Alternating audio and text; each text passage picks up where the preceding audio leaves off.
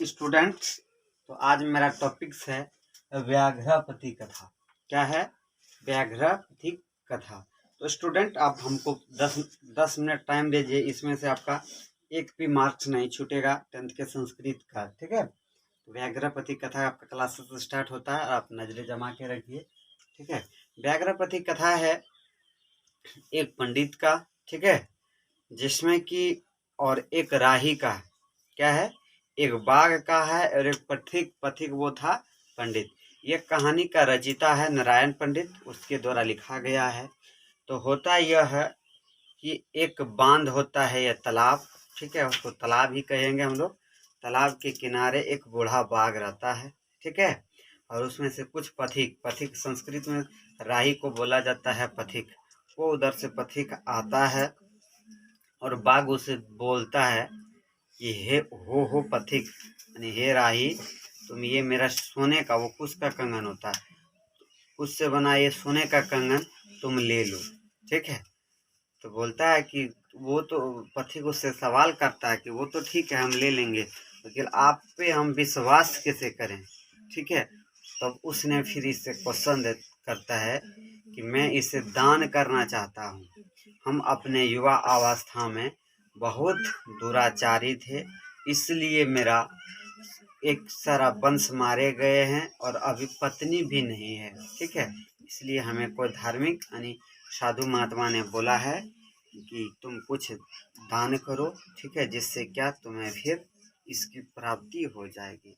तो बोला कि वो तो ठीक है, लेकिन आप तो सिर्फ खाने वाले हैं, इस पे जानवर पे हम विश्वास कैसे करें? तो बोला कि नहीं, ऐसा कुछ नहीं है, अभी मेरा दांत भी नहीं है और सारा नाखून भी गल गए हैं। ठीक है? फिर वो नहीं मानता, लेकिन फिर बोलता है ये तो सब सारा चीज़ ठीक है, लेकिन आपके ऊपर फिर हम विश्वास कैसे करें? ठीक है?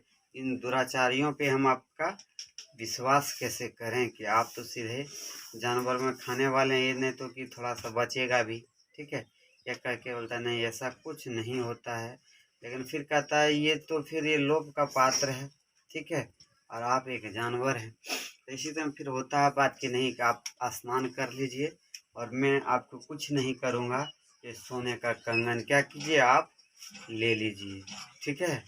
तो फिर वो जो होता है पथिक ब्राह्मण, उसके लोभ में आ जाता है और क्या करता है, वो सोने का कंगन लेने के लोभ में कहता है कि आप पहले इस तालाब में, सरोवर संस्कृत में तालाब को बोला जाता है सरोवर, इस सरोवर में स्नान कीजिए और ये सोने का कंगन को आप ले लीजिए। फिर पथिक ने सोचा ऐसा तो भाग्य से ही होता है, लेकिन लोग के कारण अब हम में इसका जान का भी खतरा है।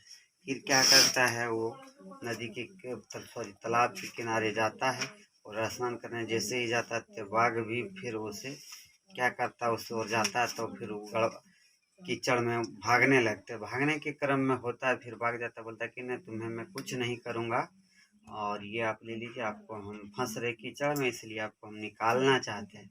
इसी में क्या होता है, इसी क्रम में बाघ का वो पथिक शिकार हो जाता है।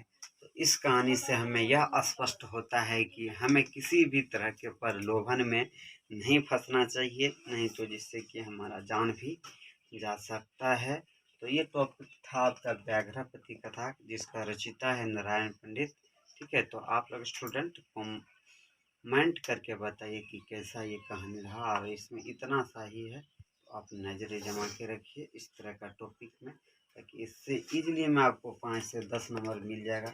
और सारा संस्कृत और हिंदी का जितना भी कहानियाँ रहेगा, हम चाहेंगे आपको इसी के माध्यम से डील करते हैं, क्योंकि कहानी भी सुनते सुनते आपका अच्छे मार्क्स क्या अचीवमेंट हो जाए। तो हम लोग फिर मिलते हैं अगले क्लासेस में। मेरे चैनल को सब्सक्राइब और शेयर करें।